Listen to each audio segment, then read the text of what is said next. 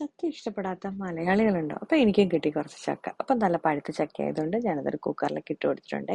കുറച്ച് ശർക്കര ഇങ്ങനെ ചേർത്ത് ഒന്ന് വിസിലടിക്കാൻ വേണ്ടി വെച്ചിട്ടുണ്ട്. ഇപ്പൊ നമ്മുടെ ചക്കയൊക്കെ ഒന്ന് വെന്ത് കിട്ടിയതാട്ടോ.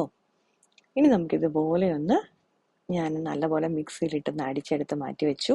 അതിലേക്ക് ഞാൻ കുറച്ച് തേങ്ങ, ചുക്ക് പൊടിച്ചത്, ഏലക്ക പൊടിച്ചത്, നല്ല ജീരകം പൊടിച്ചതൊക്കെ ഒന്ന് മിക്സ് ചെയ്ത് കൊടുത്തിട്ടുണ്ട്. ഇതുപോലെ ഒന്ന് ഇളക്കി യോജിപ്പിച്ച് കൊടുത്തു. അതിനുശേഷം ഞാൻ ഇതിലേക്ക് ചേർത്ത് കൊടുത്തത് കുറച്ച് ഗോതമ്പ് പൊടി ചേർത്തു. അതുകൂടി മിക്സ് ചെയ്തു.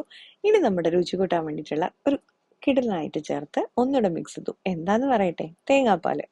തേങ്ങാപ്പാലും കൂടെ ചേർത്ത് നല്ലപോലെ കുഴച്ചിട്ട് നമ്മുടെ വാഴയിലേക്ക് ഇതുപോലെ ഒന്ന് വെച്ച് കൊടുക്കുവാണേ.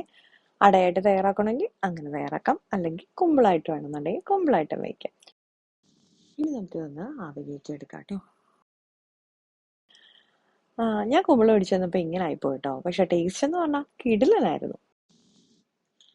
അപ്പോൾ ഇനി എല്ലാവർക്കും ചക്ക കിട്ടുന്ന സമയത്ത് ഇതുപോലെ ഒന്ന് ട്രൈ ചെയ്ത് നോക്കണം കേട്ടോ. നമുക്ക് വളരെ എളുപ്പത്തിൽ തയ്യാറാക്കാവുന്ന ഒരു ചക്കയുടെ എന്നൊക്കെ പറയാം അല്ലേ. ഏത്തപ്പഴം വെച്ചിട്ടാണെങ്കിലും ഇതുപോലെ തന്നെ ചെയ്യാം കേട്ടോ. നമ്മുടെ ചാനലിൽ ഒരുപാട് സ്നാക്ക് വീഡിയോ ഒക്കെ ഞാൻ അപ്ലോഡ് ചെയ്തിട്ടുണ്ട്. അപ്പോൾ എല്ലാവർക്കും ഇഷ്ടപ്പെട്ടാൽ ഒന്ന് കയറി കാണാൻ മറക്കല്ലേ. അപ്പോൾ ഇന്നത്തെ വീഡിയോ ഇത്രയേ ഉള്ളൂ. അപ്പോൾ ലൈക്ക് ചെയ്യാനും ഷെയർ ചെയ്യാനും കമൻറ്റ് ചെയ്യാനും സബ്സ്ക്രൈബ് സപ്പോർട്ട് ചെയ്യാനും മറക്കല്ലേ. വീണ്ടും അടുത്ത വീഡിയോയിൽ കാണാം കേട്ടോ.